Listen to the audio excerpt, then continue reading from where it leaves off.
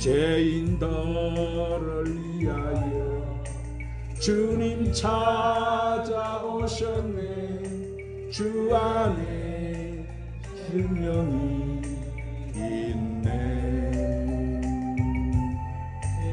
죄인들을 위하여 주님 찾아왔으나 사람들 영접 안 했네. 예수 안에 생명이 있네. 주님이 빛이 되시네. 예수 안에 생명이 있네. 주님이 빛이 되시네. 응접하는 자 하나님의 자녀요. 주 안에 생명이 있네. 주님 앞에 오시오. 어서 빨리 오시오. 주 안에 생명이 있네. 예수 안에 생명이 있네. 주님이 빛이 되시네.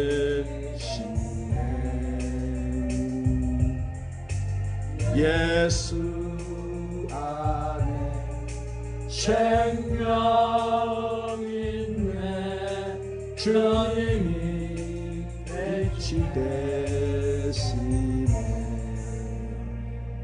영광과 존귀와 찬양과 경배를 받으시기에 합당하신 우리 전능하신 하나님 아버지, 이 시간 불러주신 주의 백성들이 주의 성전에 올라와서 주일날 드리는 예배를 기쁘게 받아 주시옵소서. 주님, 지난 한 주간도 우리를 눈동자처럼 지켜주셨다가 이 거룩한 주일 아침 주님이 우리를 위해서 흘려주신 그 보혈의 피를 의지하고 주의 제단 앞에 나오게 해주신 은혜를 감사드립니다. 이 시간 우리를 주님의 보혈로 깨끗하게 하시어서 주님 제단에 드려지기에 부족함이 없는 산 제물들이 되게 하여 주시옵소서. 주님, 추석 명절을 이 민족이 무사히 잘 보내게 하심을 감사합니다. 지금 우리나라는 아직도 코로나 역병으로 정치적으로나 경제적으로 모든 것이 매우 어려운 상황입니다. 나라를 맡아서 운영하고 있는 이정자들과 백성들이 하나님의 뜻을 깨닫고 이 어려운 난국을 잘 극복하게 하여 주시옵소서. 특별히 이 민족이 하나님을 떠난 배역한 길에서 속히 회개해서 하나님 앞으로 돌아와 회복받고 치료되는 역사가 일어나게 하여 주시옵소서. 진리의 성령님, 오늘 또 말씀으로 저희들을 세워주시고 갈급한 심령을 채워주시사 영이 회복되고 마음이 치유되게 하여 주시며 가지고 온 모든 문제 다 해결받게 하여 주시옵소서. 오직 주님을 위해서 주신 십자가 안고 가는 저희들, 십자가 든든히 붙잡고 신부단장 잘하는 저희들이 되게 하여 주시옵소서. 오늘 주님 성전에 오르지 못한 성도들도 동일한 은혜로 붙잡아 주시옵소서. 예배 모든 시동을 우리 성령께 의탁드리옵고 우리 구주 예수님의 이름으로 기도드리옵나이다. 할렐루야. 오늘 하나님 앞에 와서 예배드리는 여러분 심령과 가정과 직장과 사업에 한량 없으신 주 예수 은혜와 하나님의 사랑과 성령의 충만한 축복이 충만하시기를 예수님의 이름으로 축원합니다. 주님을 사랑하시면 더 큰 소리로 아멘 하십시오. 하나님 우리를 부르셨어요. 수고하고 무거운 짐진 자들아 다 내게로 오라. 믿음이 없이는 기쁘시게 하지 못하나니 하나님께 나아가는 자는 그가 반드시 그가 계신 것과 그가 자기를 찾는 자들에게 상 주시는 이심을 믿으라 이랬습니다. 오늘 이 자리 하나님 임재에 계심을 믿으시기를 바랍니다. 오늘 하나님 앞에 나온 여러분에게 하나님 상 주시고 복 주시고 은혜 주시고 문제 해결해 주실 줄 믿으시기를 바랍니다. 오늘 말씀을 듣기 전에 찬양 한 장 올리시고 말씀을 듣도록 합시다. 너의 푸른 가슴 속에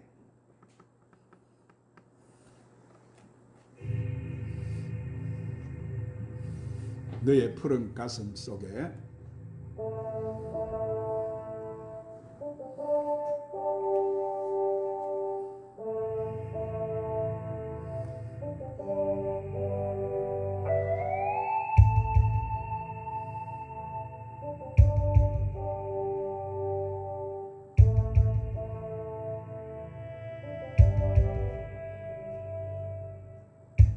너의 푸른 가슴 속에 십자가의 흔적이 있다면 주위에 이제 일어나 너의 믿음 주께 보이라.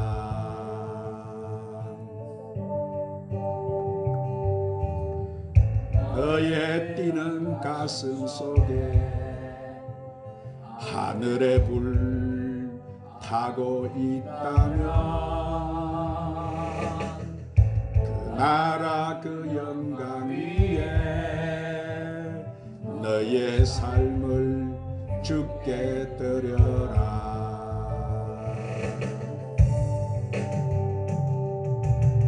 오랫동안 꿈꿔왔던 그 나라 이제 곧 오도록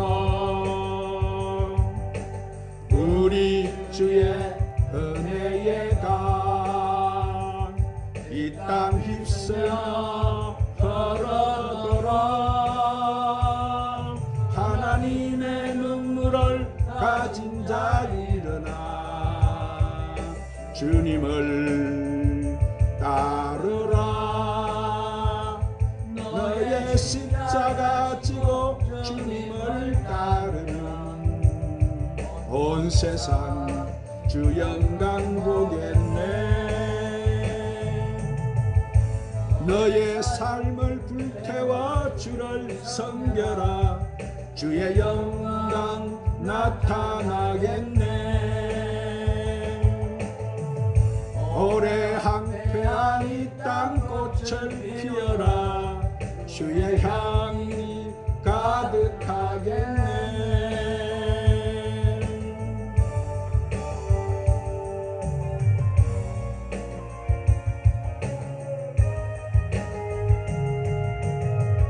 오랫동안 꿈꿔왔던 그 나라 이제 곧 오도록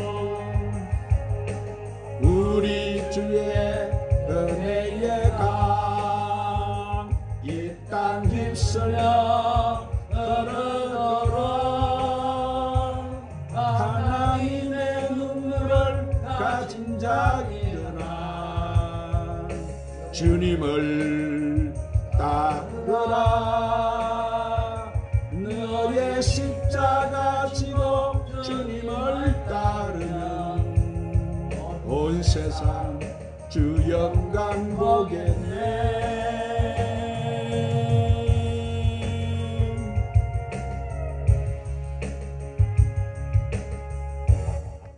따라하십시다. 주님의 사역과 추수할 일꾼.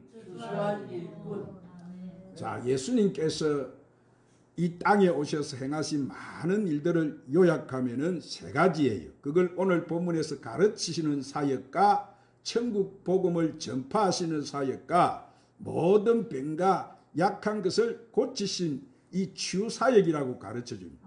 본문 35절에 보니까 예수께서 모든 도시와 마을에 두루 다니사 그들의 해당에서 가르치시며 천국 복음을 전파하시며 모든 병과 모든 약한 것을 고치시니라 하셨고, 이미 마태복음 4장에서도 같은 말씀을 해주세요.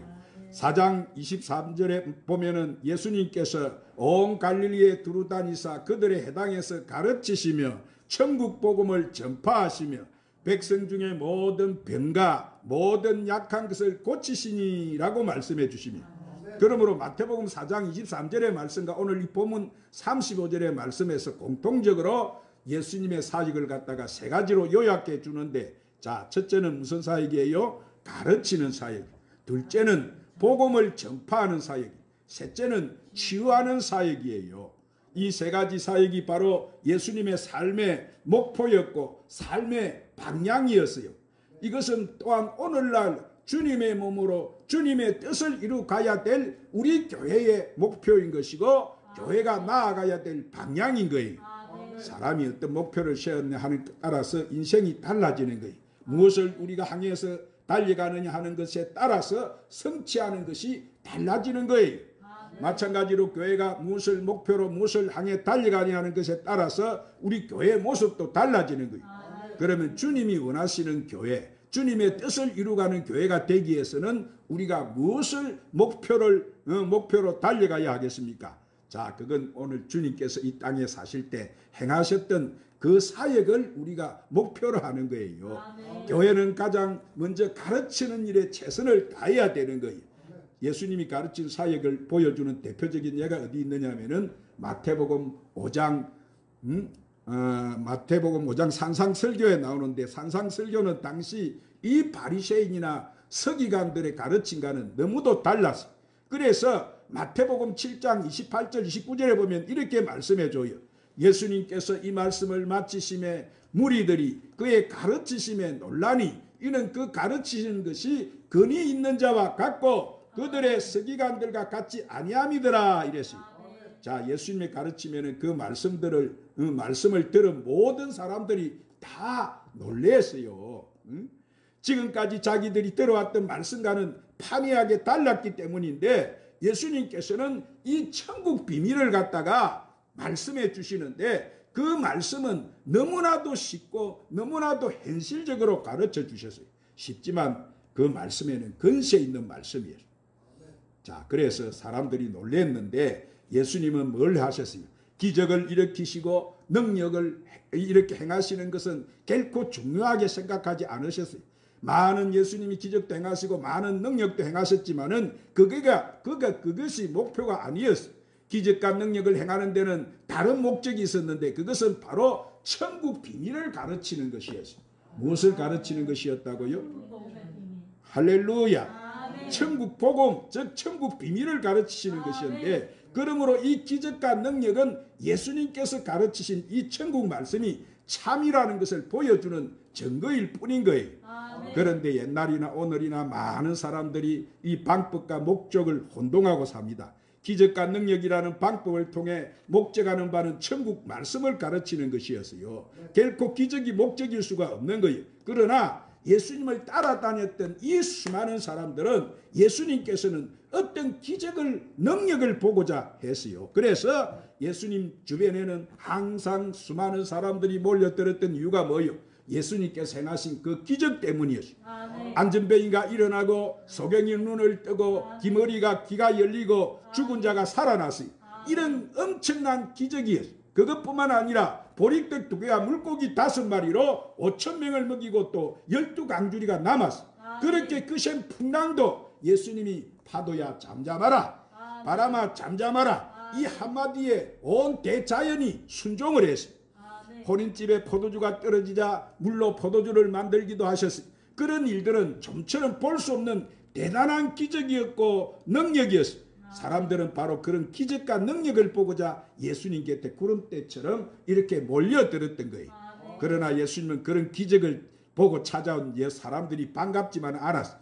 요한복음 6장에 보면은 예수님께서 같은 영적인 진리를 가르쳐 주셨어요. 자, 보리떡 2개와 물고기 5마리로 5,000명을 먹이신 그 기적을 경험한 그 많은 사람들이 또다시 기적을 보고자 이렇게 예수님을 찾아왔어요. 그러자 예수님께서는 더 이상 이 기적을 보여주지 아니하시고 말씀을 가르치셨어요.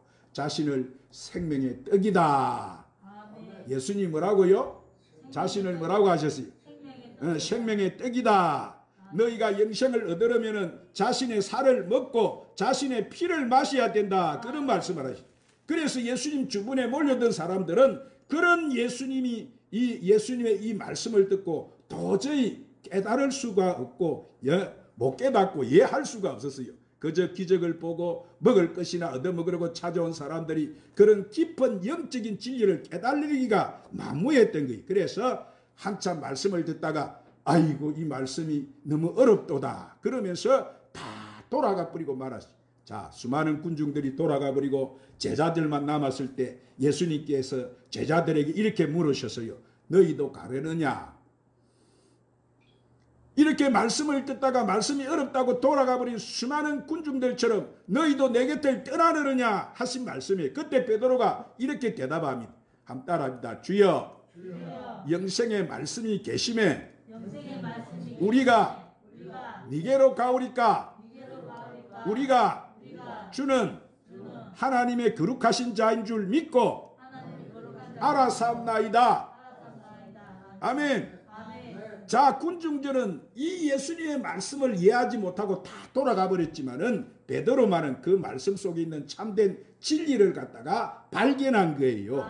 예수님의 말씀을 들으면서 이분이 바로 하나님의 아들이시구나 하는 확신을 가지게 되었던 거예요. 그래서 다 돌아가 버렸지만은 베드로를 비롯한 제자들은 돌아가지 않았어요. 마찬가지로 사랑하는 여러분, 오늘 우리의 신앙에도 말씀에 근거한 신앙이어야지 기적에 근거한 신앙이 되어서는 안 되는 거예요. 왜냐하면 기적이나 능력을 보고 믿는 신앙은 말씀에 뿌리가 없기 때문에 언젠가 반드시 넘어지고 말기 때문이고, 그러나 말씀에 깊은 뿌리를 내린 신앙은 아무리 인생에 환난이 와도 풍파가 닥쳐도 절대 주님의 곁을 떠나지 않습니다. 오늘날 많은 신앙인들이 자신들의 신앙을 지키지 못한 이유가 어디에 있습니까? 그것은 말씀의 뿌리를 내린 신앙이 아니기 때문에 단지 그저 기적을 보고 예수를 믿었고 감각적인 경험을 근거로 신앙생활을 해왔기 때문에, 자, 기적을 체험한 신앙은 당장 아주 보면은 뜨거워요. 그래서 온갖 오랫동안 말씀의 뿌리를 내린 자라온 신앙인들이 부끄러울 정도로 아주 열심을 합니다. 그러나 그런 신앙은 결코 오래가지 않아요. 그런 신앙은 씨 뿌리는 비유에 나오는 돌밭에 뿌려진 씨와 같은 거예요. 처음에는 기쁨이 있습니다. 그 기쁨이 있을 때는 뭐든지 할 수 있을 것만가. 그런데 뿌리가 없기 때문에 말씀으로 인해서 이런 환난이나 핍박이 일어날 때는 곧 넘어져 버리는 거예요. 그러나 말씀에 깊이 뿌리를 내린 신앙은 다른 거예요. 옥토밭에 뿌려진 씨앗처럼 지금 당장에는 눈에 보이는 열매가 없을지라도 언젠가는 30배, 60배, 100배 결실을 하게 되는 거예요. 그렇기 때문에 교회는 말씀을 가르치는 사역을 해야 되는 거예요. 교회에서 우리는 말씀을 배워야 되는 거예요. 뿐만 아니라 우리도 말씀을 배우고 가르치는 일에 게을리해서는 안 되는 거예요. 우리가 말씀을 배우고 배우는 것을 따분하게 생각해도 말씀을 가르치는 일을 게을리 할 수 없는 이유가 바로 어디 있는 거예요? 여기에 있는 거예요. 할렐루야. 그러므로 우리가 말씀을 통해서만 바른 신앙으로 자랄 수가 있는 것이고, 말씀을 통해서만 우리가 변화된 삶을 살아갈 수 있다는 것을 믿으시기를 바랍니다. 두 번째로, 예수님처럼 교회는 천국 복음을 전파하는 사명을 감당해야 돼. 한번 따라합시다. 예수님처럼 교회는 천국 복음을 전파하는 사명을 감당해야 됩니다. 자, 예수님께서 가장 먼저 외치신 말씀이 뭐요? 회개하라, 너에게 천국이 임하느니라. 자, 천국 복음을 전파하시. 그래서 마가복음 1장 15절에 보니까 이르시되 때가 찼고 하나님 나라가 가까웠으니 회개하고 복음을 믿어라. 즉 복음이라는 것은 뭐요? 회개하고 예수님을 나의 구주로 믿는 거예요. 복음을 전한다는 것이 뭐요? 죄로 인해서 죽어가는 사람들에게 회개하고 예수 그리스도를 믿고 영생을 얻어라, 이렇게 전하는 거예요. 오늘 사랑하는 여러분, 우리는 먼저 천국을 발견한 사람들이, 오늘 우리는 영생을 발견한 사람들이, 아직도 천국이 있는지 지옥이 있는지도 모르고 영생이 무엇인지도 모르고 영벌이 무엇인지도 모르는 세상 사람들에게 우리는 우리가 발견한 이 천국과 영생을 분명하게 우리가 전해줘야 되는 거예요. 이번 주 저는 추석에 우리 저쪽 있는 교회 부활의 동산을 찾아간다고 찾아갔어요. 찾아가는데 하나님이 고향에 가신 예수님이란 저번 주 말씀을 전하고 난 뒤 이 영혼을 준비해 주셨어요. 그래 딱 길에 가는데 그 들어가는 절간, 옛날에 절간하던 그 앞에 어떤 사람이, 할아버지가, 그 동네 할아버지가 딱 서 있었어요. 그래서 제가 인사를 단디 하고 추석을 잘 쉬시느냐고. 그래서 그 할아버지가 옛날에는 보면은 저만 보면 차를 타고 가면은 고개를 딱 이렇게 해서도 보니, 아이 그날따라 탁 차려 입으시고 깔끔하게 하셔가지고 이렇게 딱 서 있더라. 그래서 제가 이 천국 복음을 전했어요. 아멘. 할아버지에게. 그래서 이런 천국 지옥이 있으니까 예수 믿고 영생 얻어서 천국 가자. 그렇게 전하니까 한 30분을 제가 전했어요. 그런데 이 할아버지가 딱 들으시고 제가 가지고 있던 차를 한 잔 대접하면서 제가 그랬어요. 이 동네에 있던 우리 그 옆에 있던 동네 판진 할아버지 그 어르신 아시잖아요. 그러니까 그래 잘 알지. 교회 다녔지. 여기 교회 다녔지. 그래서 그 재판진 할아버지 또 부인 되시는 분도 제가 그 유고를 예수 믿고 와서 이렇게 구원받아서 그분은 천국을 갔고 그 부인도 제가 유고를 다 수습해서 지금 우리 부활의 동산에 계신다고.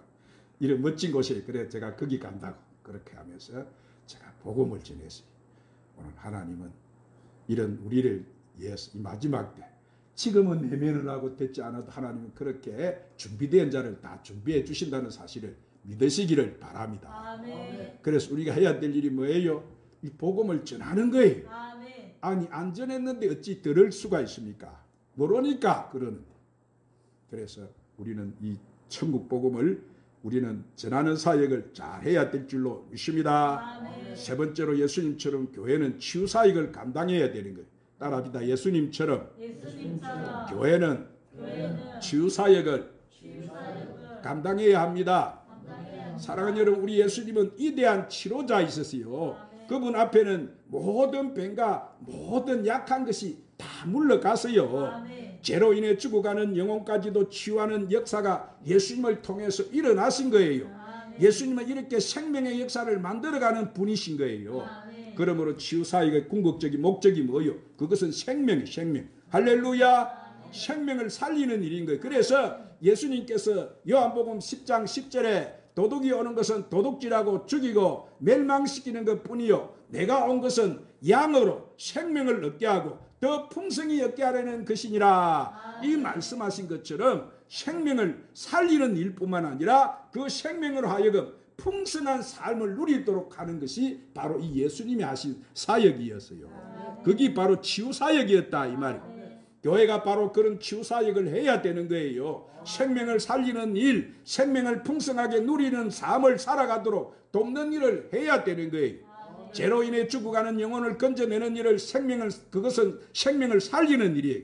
그리고 깊은 절망과 오늘 또 두려움 때문에 불안한 삶을 살아가는 사람들에게 희망을 심어주는 것은 생명의 풍성한 삶을 누리는 삶을 살아가도록 도와주는 일이에요. 얼마나 여러분 귀한 일이고 좋은 일이에요. 이렇듯 몸과 마음과 영혼의 병이 영혼의 약한 것들을 고쳐주고 또 치유하는 사역이 바로 오늘날 이 교회가 감당해야 되는 것이 바로 이 사역이다 이 말이에요. 오늘날 교회는 예수님께서 이 땅에 계실 때 감당하시겠던 이 세 가지 사역을 잘 감당해야 되는데 교회가 감당한다는 말은 뭐예요? 꼭 교회라는 이 그리스도의 몸을 이루고 있는 우리 모든 지체들이 바로 이 사역을 감당해야 된다 이 말인 거예요. 다시 말하면 교회 속해 있는 나 한 사람 한 사람이 그 사역의 일꾼이 되어야 된다 이 말이에요. 그래서 예수님께서 이렇게 말씀하셨어요. 오늘 본문 37절 38절에 자 이에 큰소리 따라 한번 읽으십시다. 37절 38절 시작. 이에 제자들에게 이르시되 추수할 것은 많되 일꾼이 적으니 그러므로 추수하는 주인에게 청하여 추수할 일꾼들을 보내주소서 하라 하시니라. 아멘. 자 이것은 예수님이 이 예수님 사역을 이어할 일꾼이 뭐요? 필요하다는 예수님이 하시는 단식 소리 단식. 아멘. 예수님께서 뭐가 없다고 말씀하세요? 일꾼이 없다고 지금 단식하신 거예요. 왜 예수님이 일꾼이 없다고 단식하셨습니까? 예수님 주변에는 많은 제자들이 있었잖아요. 특별히 선택한 12명의 제자들이 있었고 70명의 전도대원들도 있었고 말없이 예수님의 뒤를 따라다니던 수많은 제자들이 있었어요. 그런데도 예수님께서는 일꾼이 없다고 단식하셨어요. 왜 그랬어요? 사람은 많은데 예수님과 같은 마음으로 주님의 사역을 감당할 사람이 없었기 때문인 거예요. 아멘. 자, 주님의 마음이 어떤 마음이? 오늘 본문 36절에 그 해답을 줍니다. 자, 큰 소리로 한번 읽으십시다. 36절 시작. 무리를 보시고 불쌍히 여기시니 이는 그들이 목자 없는 양과 같이 고생하며 지진함이라. 여기서 민망히 여기셨다는 말은 불쌍히 여겼다. 한마디로 긍휼히 여겼다 이 말이에요. 할렐루야. 이 말은 내부의 창자 깊은 곳에서 우러나오는 동정심으로 마음을 움직인다는 이런 뜻인데 단순히 불쌍히 여기는 정도가 아니라 마음 깊은 곳에 우러나오는 불쌍히 여기는 마음인 거요. 한번 생각해 봅시다. 그들이 놔두면 어디 가는 거요? 다 영원한 불꽃 속에서 이 세상도 아니고 많이 살면 7, 80인데 영원한 불꽃 속에서 그 고통 속에서 괴로워하면서 살 그 영원한 곳에 그들이 가는데 얼마나 안타까운 일이에요. 주님은 오늘 또 그래서 일꾼을 찾으신다고 말씀하고 그래서 주님 몸된 교회가 주님 세 가지 귀한 사역을 가르치고 천국 복음을 전파하고 모든 병과 모든 약한 것을 고치는 치유할 사역을 감당할 일꾼을 찾고 계시는 거예요. 일꾼을 찾으시는 주님 탄식 소리에 우리는 뭐라고 대답하시겠어요? 한번 따라합시다. 오늘 이것이 여러분 저의 고백이 되시기를 바랍니다. 주님, 우리 교회에 그런 일꾼들을 많이 보내주시옵소서. 주님, 내가 여기 있습니다. 이 사역에 나를 써주시옵소서.